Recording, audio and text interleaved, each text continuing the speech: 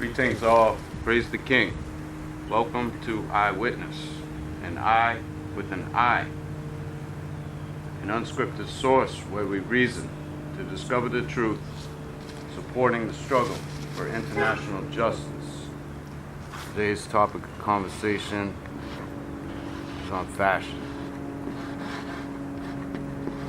Yeah, of course we know this as appearance. What people see.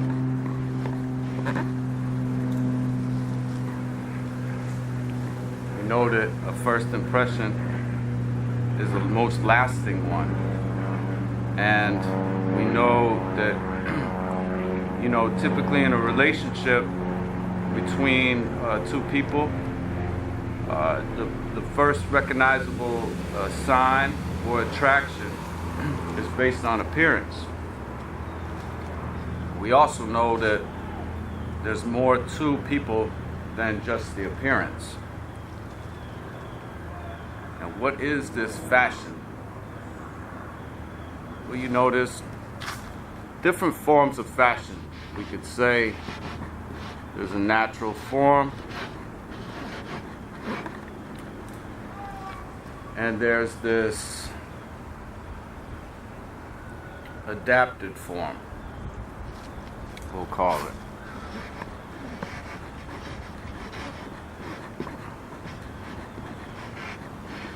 One of them is, as implied, original. The other one is something taken on or imitated based on a perception of others. So of course this is worldly, this adaptation. You can also think of it as pagan.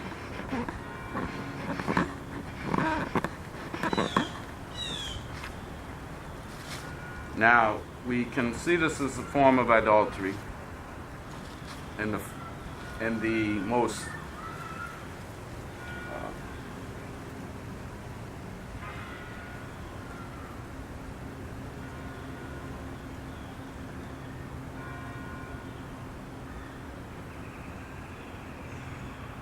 blasphemous way, in that a person is worshiping themselves. We will talk about this a little more, but we know the scriptures tells us about the arch rival of the Christ attempting to reach that virtue and being cast down thereof, because we are called not to be God or gods, yet to serve God. When we start to think of ourselves as gods, then we do ourselves a disservice by blaspheming the holy name of our Father.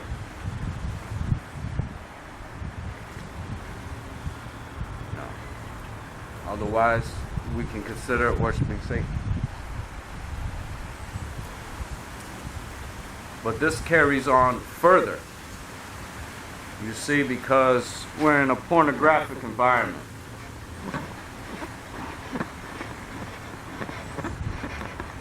I mean, we're being told that we cannot survive or live in the world, without the devices. And what are these devices other than images? And we don't have much control, so we may think we do, yet we don't, of what we see. When we go to search for something on a search engine, we're only shown out of however many results there are. There could be 1 billion or so results, and we've got 10 of them to look at. You go to the next 10, you go to the next 10. If you do some research, you'll find that most of these images originate from the same sources. So this is part of the institutional model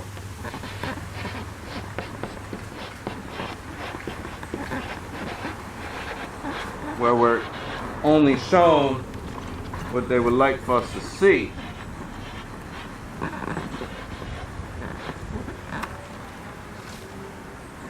And we worship that which is bigger than us if we are pagan.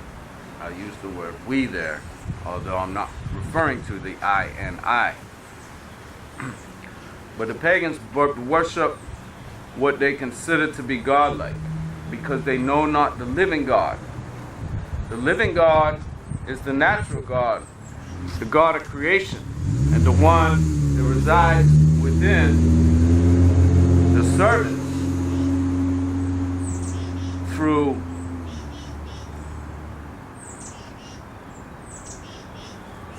that power that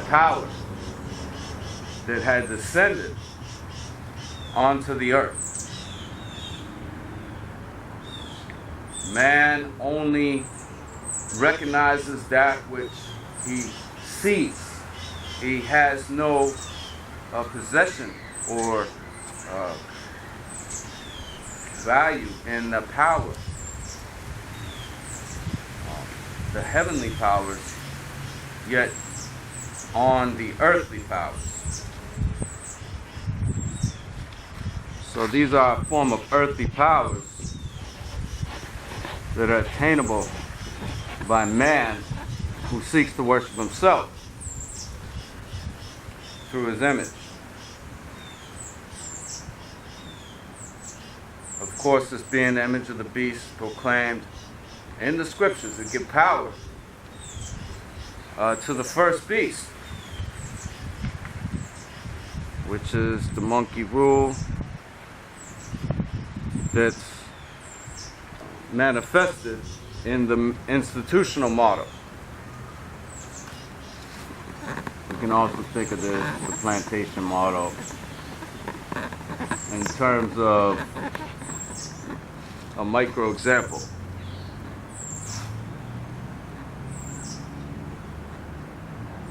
You know, along with what man seeks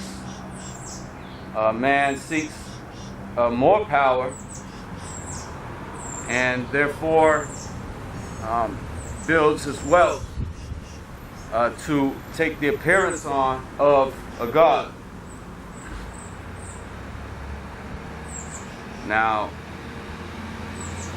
a lot of what is happening right now, that where the man is actually obtaining his power, is through watching people. The man is careful not to make people too aware, although people know. And the man knows that people know. You see what I mean? And that's the man's selling point. But you see this happening, you know, all over. These cameras going up. You've got cameras in stores, on houses.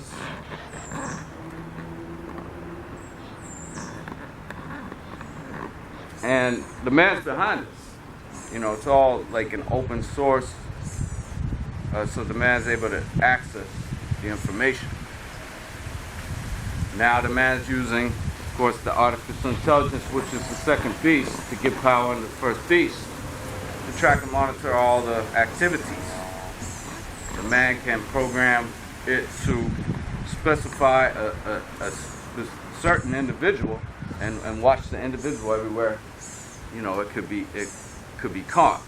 Now, you can assume that these cameras are going to go into cars, and all the manufacturing equipment's being built now so that that man can have the access. This gives the man more power. How does this tie into fashion? Well, you see now in this pornographic world what the people are wearing. I mean, you say people, mostly women or females are doing this. Yet now we're seeing males too. And they're exposing themselves in ways that they were not able to do before, unless it be considered indecent exposure.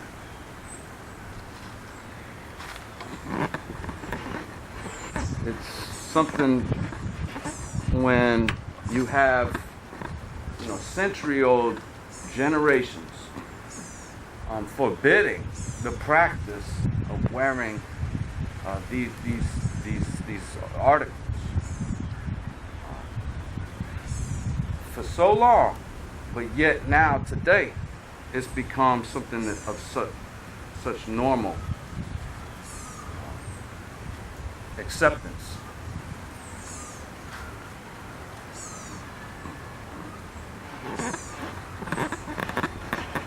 Acceptance is a big word because this is how the world carries. If you take a girl wearing the kind of clothes that the girls are wearing today, the short shorts with their butt hanging out, and you put her in a group, a crowd, let's say, that's wearing decent clothes, long dress, let's say they're just like the Amish, for example.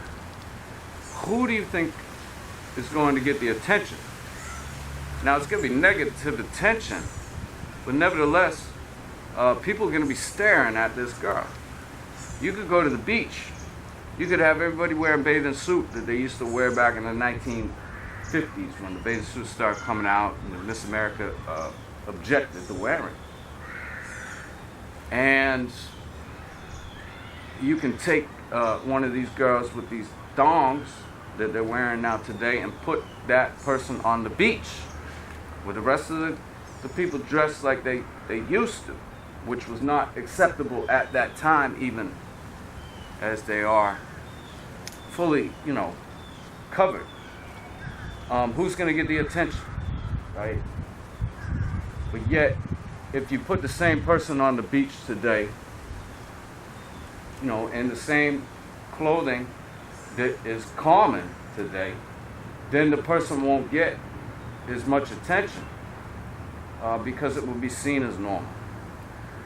So the point is that when you have, in this adaptive model, when you have those many people around you beginning to dress a certain way, then it's much more comfortable for others to do so. And it's actually seen as, to most, if they don't dress this way, then something must be wrong with them. Now, how did they get the people to this point? Well, because they're using their devices. It's not natural. They're showing the depictions of people just like advertisement, and that's what they call it. They call it advertisement. Although really what they're doing is affecting the way that people dress. They're not selling a product. They're controlling their minds. And they're making them think that this is normal because the superstar or this person over here is doing this too.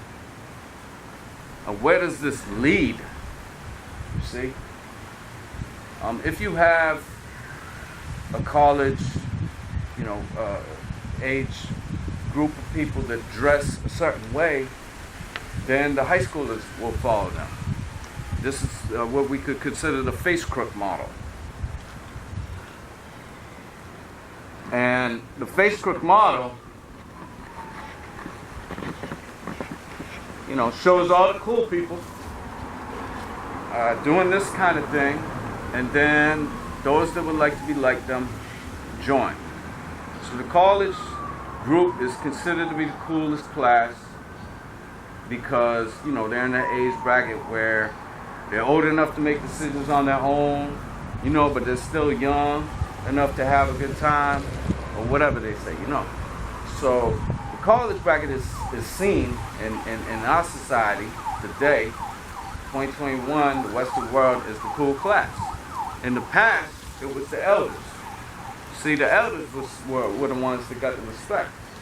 That's the way that things should be, because the elders have the experience. But in this world, in this day and age, people give respect to the ones that are shown on that screen. So these are the models. And they're the ones that are imitated by the younger crowd. So they're the ones out there wearing the thong and wearing like nothing. Which, if you consider the idea that covering a vagina and covering nipples is taken away from the nudity,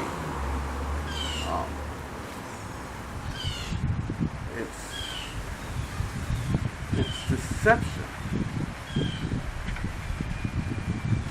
You know, even on the television, you know, if you're giving a girl plastic boobs, you're exposing more skin. You see, so it's more explicit. You can't really convince me that by covering the nipples, that somehow it takes away from the person being nude. It's disgusting because you can see the scars. All right? Now, hey, some people may be offended, but we're not really here to make friends or get followers.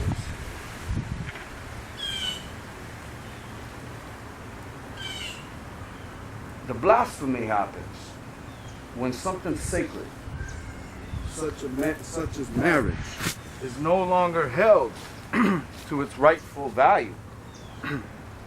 People don't respect it. The people don't respect marriage, which is the two male and females come together and join as one.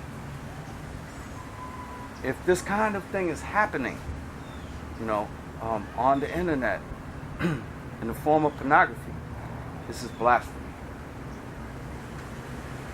It's blasphemy in the highest order.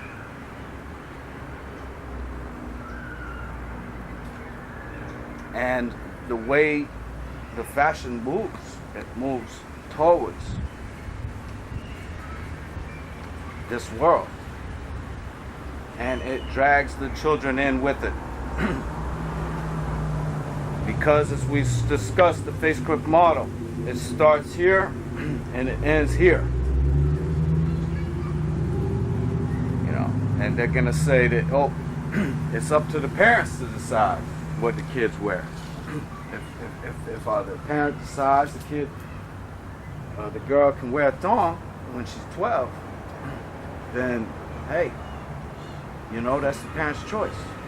But then they'll tell you that your kid's got to take something, right? You don't have a choice as a parent.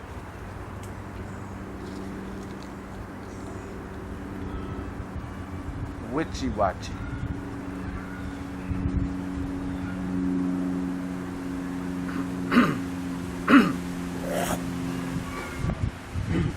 Well, Satan always used the appearance, you know, to gain his followers. And Satan takes on the appearance of righteousness. Satan chooses to not be recognized as an evil body. You know, there's no real limit to what evil is. When people use the word hate, they don't really know what they're speaking of, because hatred has no limit. Satan will devour his subjects. Satan must lure the subjects in. This is why when we speak about these things, we're not speaking about people who are, you know, overweight and just fall, you know, just not attractive, you know, completely not attractive or whatever, dressing in a thong. Because if there was those people walking around in a thong, then it would be illegal. The man would impose penalties. But see, Satan has taken on the appearance of something good. So you see a beautiful girl, and she's dressed like this. So you think that, wow, if this person,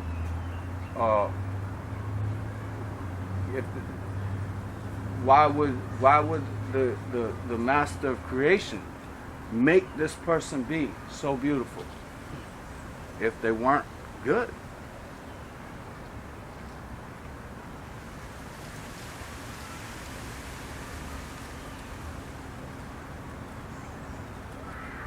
You know, the world is out of control.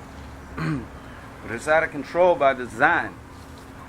That the man is seeking to gain more power. And so the man puts these things in place. And these are the conditions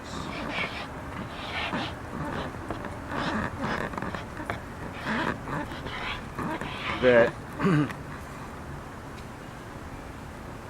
compel people to make certain decisions that they may not make otherwise. Then the man can use this against those people to gain more power. For example, we know that child pornography is a big thing today. You hear about this and that. You see it was coming. And now we hear that these large, bigger than government, social media companies have not banned this. They have not banned child pornography. So what they're doing is they're putting it out, right? And I could only assume that if somebody's watching pornography or they're looking for pornography or whatever, that they're going to eventually see something underage. And boom, that man gonna come and get them. See? Now that person might not even know what it is they're looking at. And the conditions are in place like such, the adaptive acceptance, that if this huge company, the world, is seen as the window of the world, is showing this, then it must be acceptable, you see? So they see it as something that's harmless because it's the way of the world.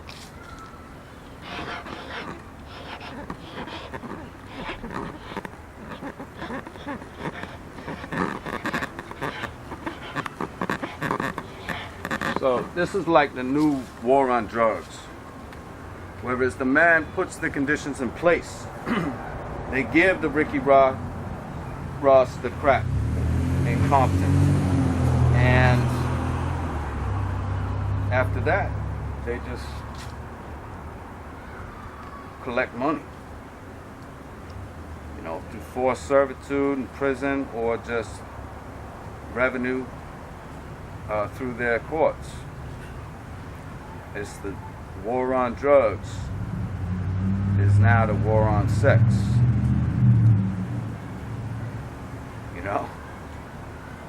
All the conditions are in place on the television, on the internet, to drive people to that place of no return.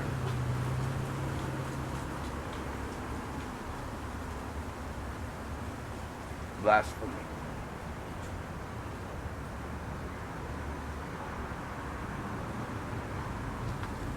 All praise to King Jah.